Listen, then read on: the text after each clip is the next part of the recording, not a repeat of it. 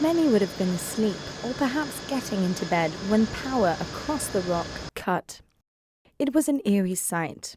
Many were alarmed by the sound of a loud bang. Earlier today, Gibraltar CEO Michael Gaetano explained what caused the power cut and what the concerning noise was. I got a report from my staff at the station that had been a loud bang, and the effect was for all to notice, which was no power in Gib. Of course, alarm bells rings. First thing that crosses my mind is the safety of my personnel. They were all fine, no one was hurt. I made my way to the power station together with some of my engineers who I didn't even have to call in because people come and help. And we started looking at what the problem could have been. And the problem was identified to the LV terminals of one of the two power transformers that we have at the power station. The power transformers at the power station have the same role as you get a transformer anywhere else, which is basically we need our own power for auxiliaries like fans, pumps, etc., to be able to actually run the generators.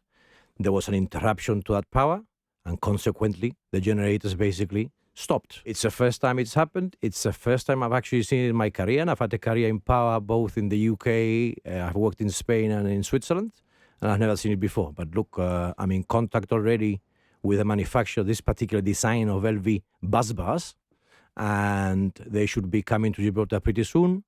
My staff are now uncovering the area to expose the damage, and I think it will be quite dramatic when we see it.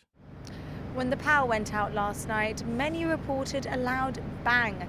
That was actually an explosion that took place at the piece of equipment right behind me, the low voltage bus bars. It's responsible for supplying auxiliaries to the power station. So when that went out, everything went.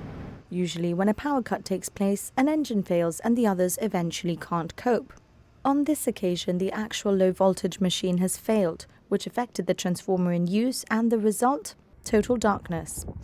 This morning, the GEA initiated an investigation into the cause of the failure and says it will be engaging with the manufacturer about this particular issue. Though this issue has been described as uncommon, power cuts are not new to the public. One person, George, highlighted that he needs his sleep apnea machine to breathe, and that when this switched off, he nearly choked and panicked. Jack highlighted that the new LNG power station and the investment in it was meant to signal an end to the age of power cuts, but that these are clearly not a thing of the past. So is there any light at the end of the tunnel?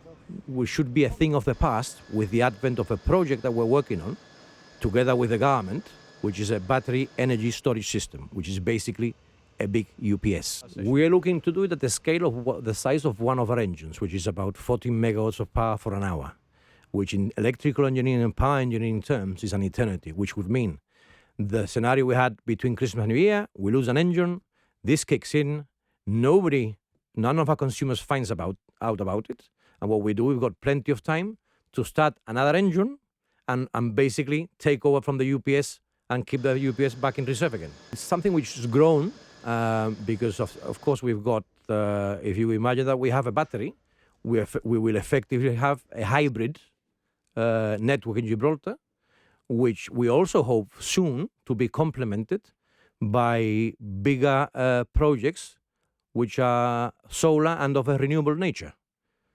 So we'll all interact, the power plant, the battery, and the renewable energy.